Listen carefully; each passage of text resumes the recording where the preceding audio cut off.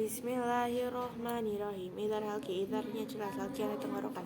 Hukumnya ketika sukun atau tanwin bertemu dengan 6 huruf hamzah, ha, ho, ain, gain. Ikhfa hakiki, ikhfaatnya samar, hakikiatnya asli. Hukumnya ketika sukun atau tanwin bertemu dengan 15 huruf ta, sa, jim, dal, zal, zai, shin, shin, sod, dot, ta, da, fa, kof, kof. Idgham biguna, idgham artinya meleburkan. Idgham artinya memasukkan, bi dengan guna dengung.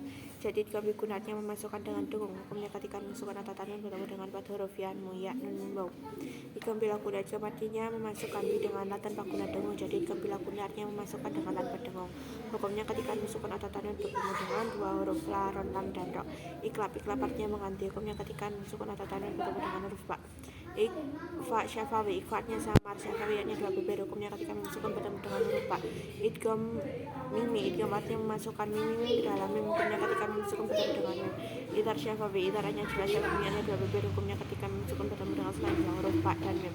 Qalqalah artinya memandukan. Qalqalah memiliki 5 huruf baju, di, toko, bajim, dal, toko. Qalqalah terbagi menjadi 2. Yang pertama qalqalah kubra artinya besar, hurufnya berada di akhir kalimat, caranya diwakafkan.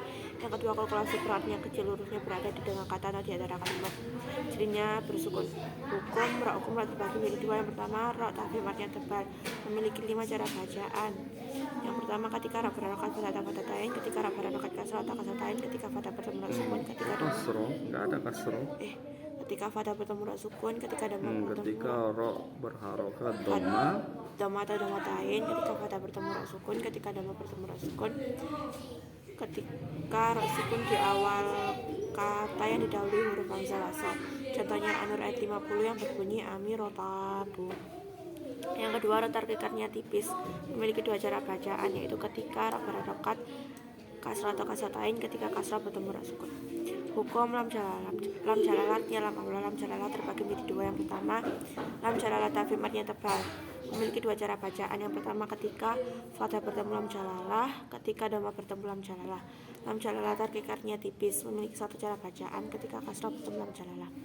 Hukum al-ta'rif artinya penjelasan. Al-ta'rif terbagi menjadi 2. Yang pertama idhar komari artinya jelas.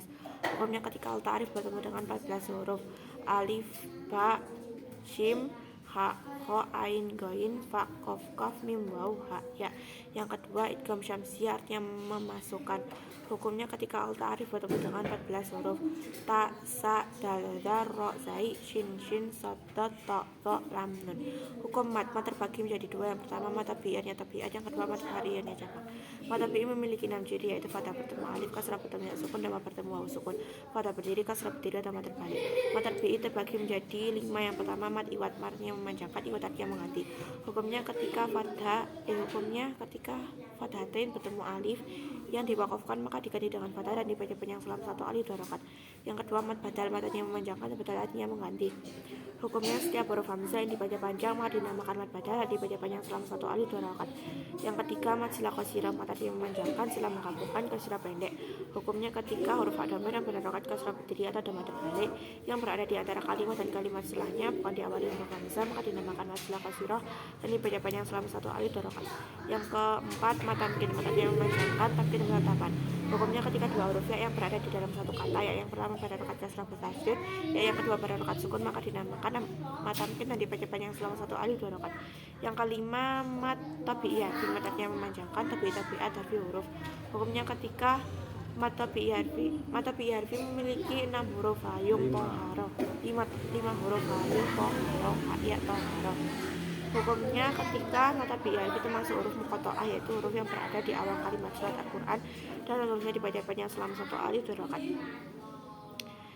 Yang kedua mat far'i, mat artinya memanjangkan, far'i capak. Mat far'i memiliki ciri, yaitu ciri mat tabi'i bertemu hamzah atau sukun. Mat far'i terbagi menjadi 10. Yang pertama mat wajib mutasil, mat artinya memanjangkan, wajib harus dibaca panjang, mutasil bersambung dengan hamzah. Hukumnya ketika ciri mat tabi'i bertemu hamzah yang berada di dalam satu kata maka dinamakan mat wajib mutasil dan dibaca panjang selama 2 alif 4 harokat atau 2,5 alif 5 harokat. Yang kedua mat jaiz munfasil, mat artinya memanjangkan, jaiz harus dibaca panjang, munfasil jaiz boleh dibaca panjang lebih dari 2 harokat, munfasil terpisah dengan hamzah. Hukumnya ketika ciri mat tabi'i bertemu hamzah. Sebelum bertemu Hukumnya ciri mata bi yang berada di antara kalimat dan kalimat setelahnya diawali huruf hamzah maka dinamakan mad jaiz munfasil yang dibaca panjang selama 1 alif 2 rakaat, 2 alif 1 rakaat atau 2,5 alif 5 rakaat. Yang ketiga mad sila tawilah, mad tadi yang memanjangkan, sila menggabungkan, tawilah panjang. Hukumnya ketika huruf ad-dhamir yang berharokat kasrah berdiri atau mad terbalik yang berada di antara kalimat dan kalimat setelahnya diawali huruf hamzah maka dinamakan mad sila tawilah dan dibaca panjang selama 1 alif 2 rakaat, 2 alif 1 rakaat atau 2,5 alif 5 rakaat. Sadaqallahul azim. baru sampai sana. Ya.